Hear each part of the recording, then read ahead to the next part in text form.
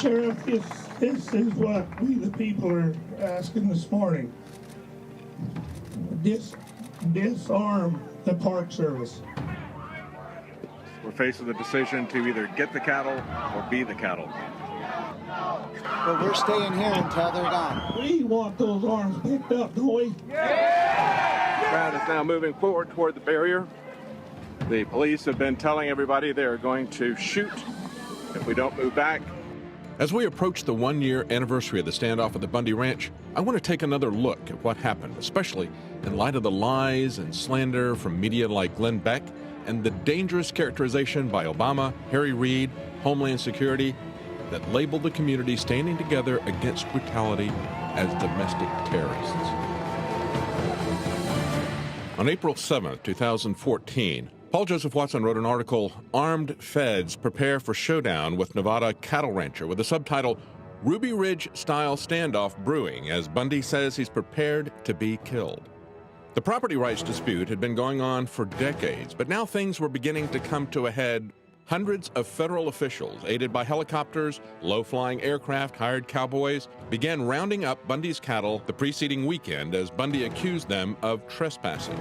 And as supporters from the local community and protesters headed to the area to demand that the feds back off, the BLM had created a First Amendment area out in the middle of nowhere where demonstrators could voice their concerns, but nowhere else.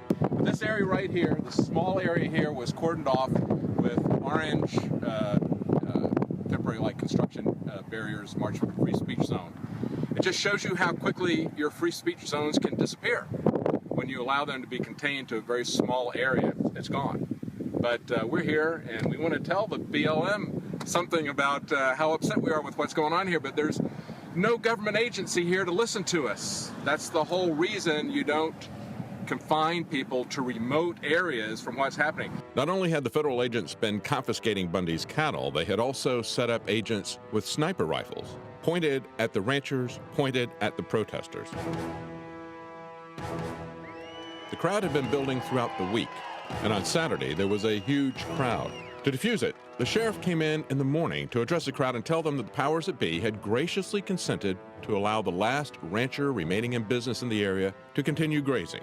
Never mind that he had had most of his cattle rustled by the army of BLM contractors for the past several weeks. With that being said, I believe a press release has already been put forth that the BLM is going to cease this operation. The Gold Butte allotment will be reopened to the public. Much to the surprise of the sheriff, Bundy said that wasn't good enough. Sheriff, this is what we the people are asking this morning. Disarm the Park Service. Right.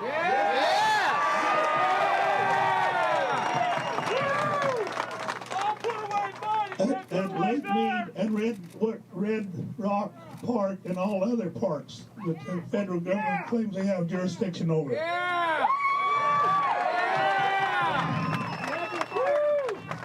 Take your county bulldozers and loaders and tear down the entrance places, where they ticket us and where they enter us and make us citizens pay their fees.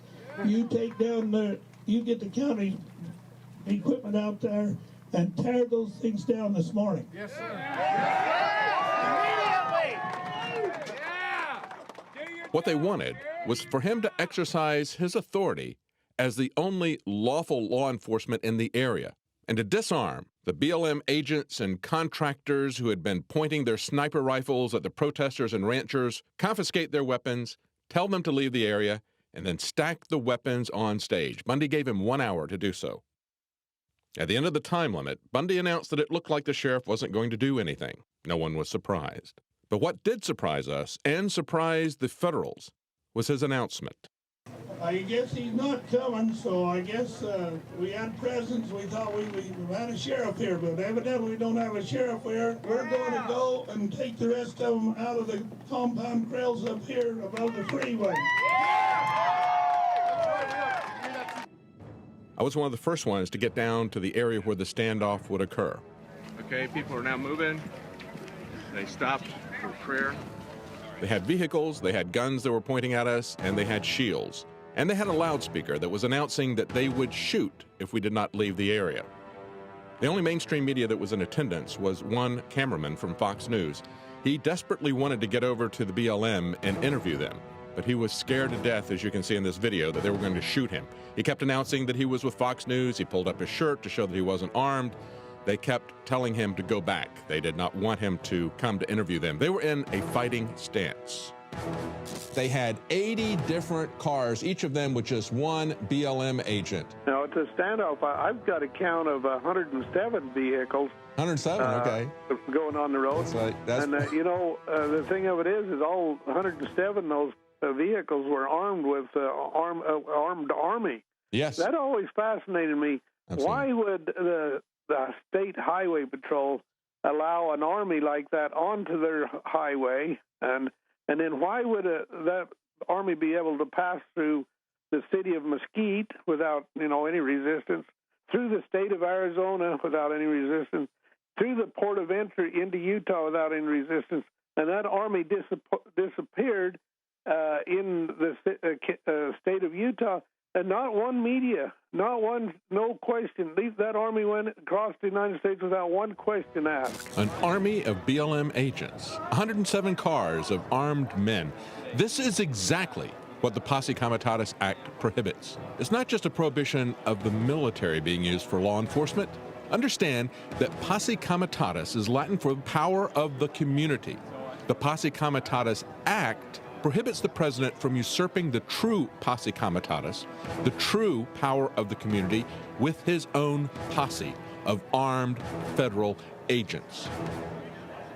There were clear distinctions, too, from Ferguson and other places where we've seen protests about a government that's out of control.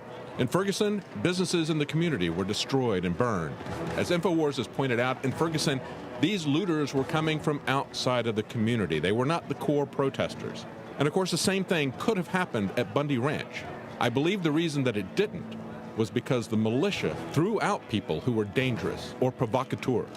People like Jared Miller, who later shot 2 cops in Vegas. But rather than give the militia credit for expelling people like Jared Miller, the media used it to demonize them.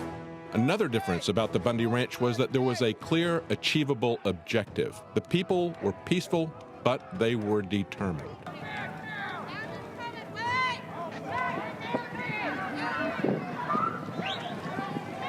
The police have been telling everybody they're going to shoot if we don't move back.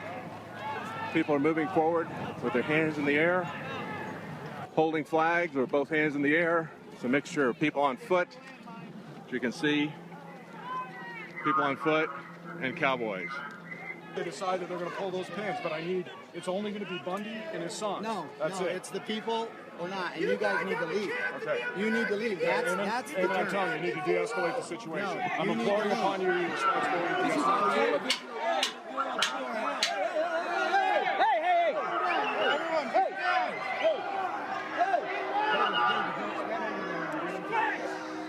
Listen. Hey, listen. You are on Nevada State property. Okay, And it's time for you. No, There's a the time time for is now. We're doing that. No, the but time you need is to push now. these people back so they can do it safely. Push them back so they can do it You safely. leave. Cattle are coming in 30 minutes, but we're staying here until they're gone. Okay? That's what we're doing. I can back some of these guys up if you promise they won't run me and my partner down. Whatever you tell us to do, All right. as long as it's not to compromise this mission, not. we will do. You have authority. All I ask you to do is just hang tight. And, So we're all right where we're at? Okay. Yes. This is 1776. No, it's not. That's right. What happened? What we call the Boston Massacre was an angry mob. You can call them a bunch of drunk rowdies. It's just like guys that like barroom brawls. I just love being in a fight. There's guys like that. They're belligerent. They'll fight anybody. We were misrepresented by powerful voices. So these people who hold themselves out to be patriots are not. They're nothing more than domestic terrorists. We rode over there. We didn't come charging, guns a-blazing. We were not armed. There were a couple of cowboys that had rifles in their boots, their saddle boots. There was 1 or 2 riders that may have had a sidearm on their persons. None of them drew them from their scabbards, from the boots. I know Glenn Beck wasn't there, but he can see from the videos taken by the people who were there that nearly all of the people at the standoff were not armed, and those that were had them holstered, even as the bureaucrats, all of whom were armed, pointed weapons and threatened to shoot. People with no guns in their hands, marching in defiance to troops threatening to shoot them. That was in the spirit of Gandhi and Martin Luther King. But let us not forget that it was Gandhi who said, among the many misdeeds of British rule in India, history will look upon the act of depriving a whole nation of arms as the blackest. Whether or not you agree with Cliven Bundy's position on his grazing rights, everyone should be appalled at the conduct of the BLM, its agents, and its hired contractors. Free speech containment areas, government snipers pointed at protesters and ranchers for weeks, violent, brutal confrontations with peaceful protesters, all manifestations of a government that is dangerously out of control. The Bundy Standoff wasn't just a news event. What we saw with the showdown was that there are still Americans that won't be treated like slaves. There are still Americans that will stand with their neighbors against an army of federal bureaucrats and contractors that threaten and brutalize them. What we covered in the rural West was a government out of control and acting provocatively, as we would see again in just a couple of months in Ferguson. Unlike Ferguson, the crowd would not turn into a mob attacking its neighbors, burning their businesses. The community stood together with each other resolutely and in a determined way made it clear that they were not looking for a fight, but they weren't going to back down either. What the Bundy family and their neighbors demonstrated to the nation was that power truly lies with the community, and that when the community stands together, neighbor with neighbor, against a violent and brutal government, the thugs will back down and slink away. Unlike Glenn Beck and Obama, Thomas Jefferson would have approved of what happened at the Bundy Ranch standoff. He wrote in 1787, "What country can preserve its liberties if its rulers are not warned from time to time that his people preserve the spirit of resistance? Let them take arms." For InfoWars Nightly News, I'm David Knight.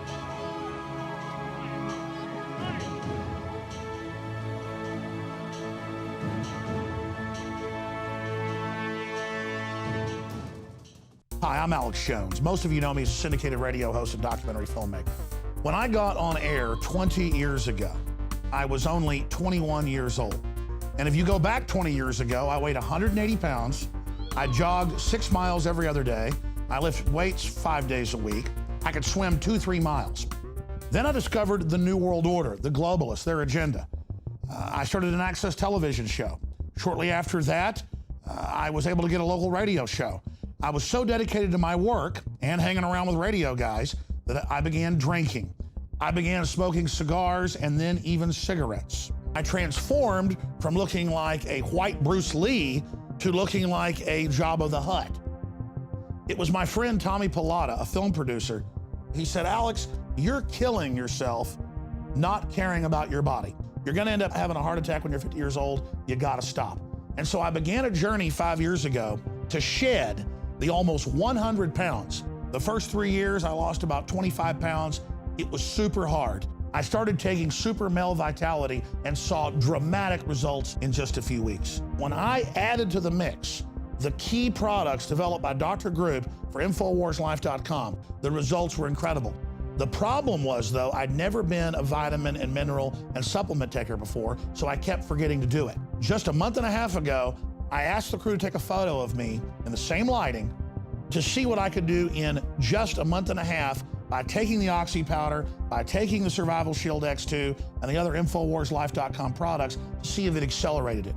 And it did. This is what happened in just 45 days. We took this photo back there in the back office, and I'd already lost a lot of weight, but I lost another 6 pounds with the Oxy powder and the other products at InfoWarsLife.com. And this photo was just taken a few days ago. And it wasn't just the acceleration of weight loss. My muscle mass increased, along with my stamina and overall energy and libido. Take the InfoWarsLife.com challenge today and transform your body. I'm getting back to where I was 20 years ago. We've got to get our temple straight before we can go out and fight the globalists, and that's what these products have helped me do. Check them out today at InfoWarsLife.com, or give our crew a call. They can answer all your questions or tell you about any of the specials at 888-253-3139.